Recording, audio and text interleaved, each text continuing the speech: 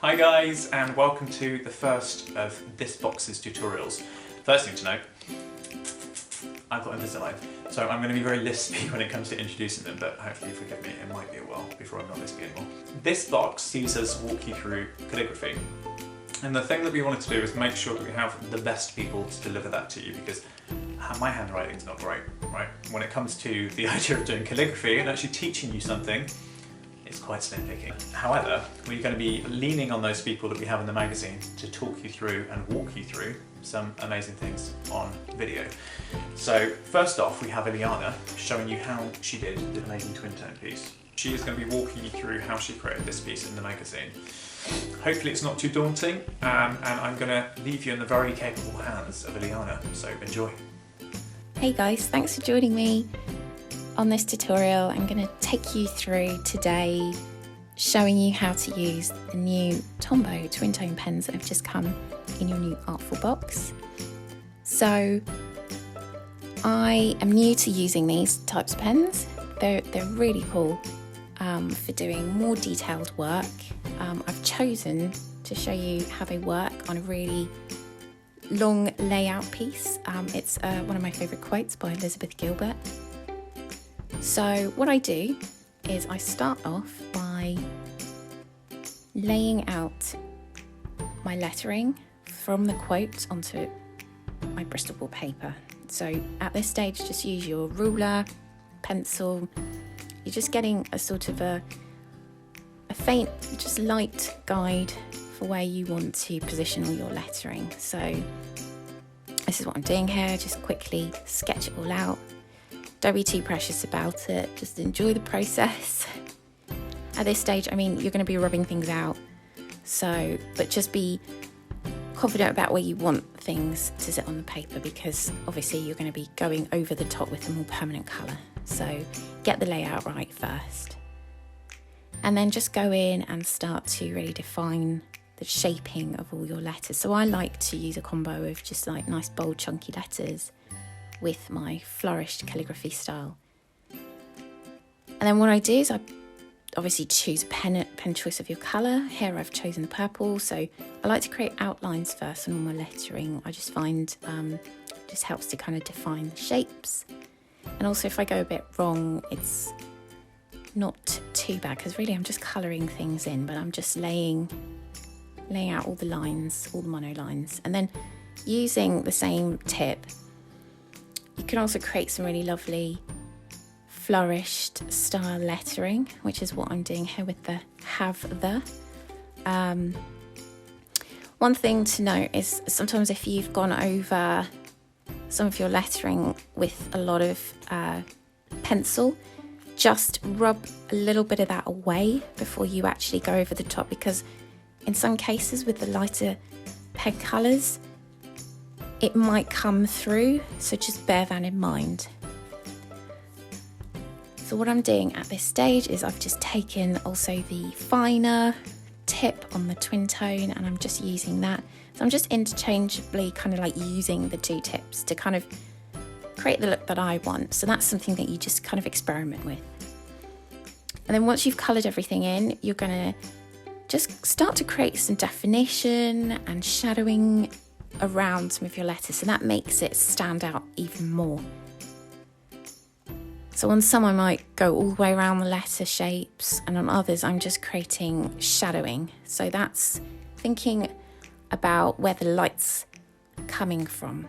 So in this case the light's coming from the right side, so I'm just creating these nice lines all along the left side of my blockier lettering. So when you're doing shadowing, just remember to be consistent with where you're placing it. And I also like to just mix up the colours, so use contrasting colours. So here it's just about playing, having as much fun as you like really with all the pens that you've been given. So on the treasure, I've just chosen this nice thin pink line to add around my yellow lettering, which I think really helps it to stand out.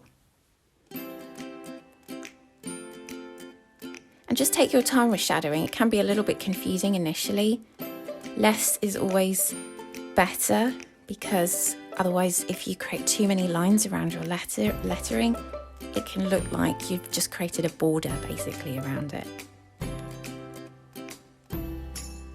So here I am just going into some of the other lettering styles, and I like to just, you know, play with the sans serif, blockier fonts, serif style fonts, but you're just creating that obviously by doing it like hand lettered style, so it's going to, you know, you can create anything at this point. You can just add in any nice little details and definition on your lettering. So I'm just showing you all different styles in this one quote. So here we go again. I've changed the side that the shadowing is falling on. So with courage, it was all on the left. With forth, it's all on the right. So just again, keep consistent with, like, you know, if you choose one or the other, just make sure you create those nice shadowing lines on the same side.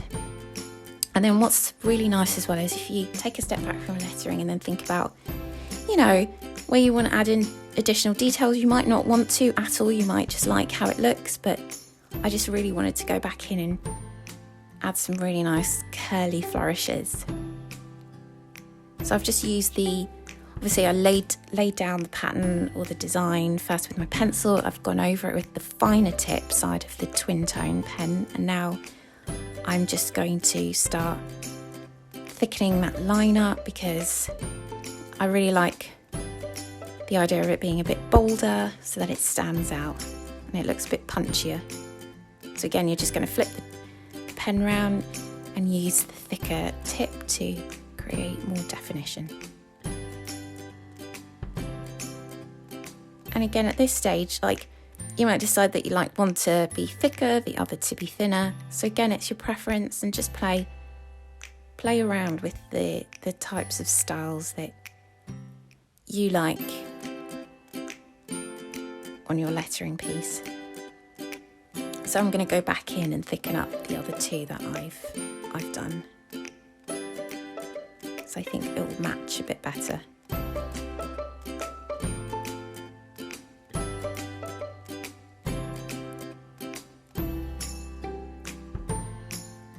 And always take a step back, always keep assessing your work and the positioning of things that you're laying down on the paper. Do you like it? That's what's important. Great. So I feel that's completed. All that there is left to do is to just rub away any kind of bits of pencil mark that might still be on the paper from your previous sketches. And then once that's done, you're good to go, completed. I hope you enjoyed it. Thanks for following along.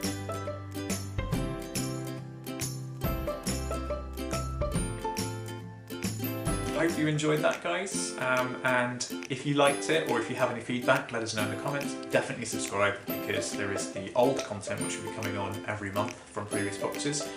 The ink and lino boxes are being re-released, so if you wanted to get your hands on those, if you're a new subscriber, then you certainly can, and I hope you enjoy it. See you soon. Bye, guys.